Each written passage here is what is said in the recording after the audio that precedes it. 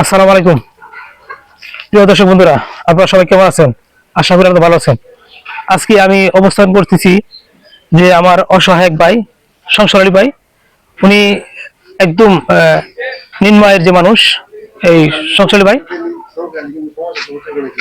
আজকের যে সংসারী ভাই, তার একটি ইনকামের রাস্তা হলো সেই ভ্যান গাড়ি। এই ভ্যান গাড়িটি অচল হওয়ার কারণে ওনার ইনকামের পথ একদম বন্ধ। আমি আমি আজকে আপনাদের সহযোগিতায় এই ভ্যান গাড়িটি যে মেরামত এটা করে দিব।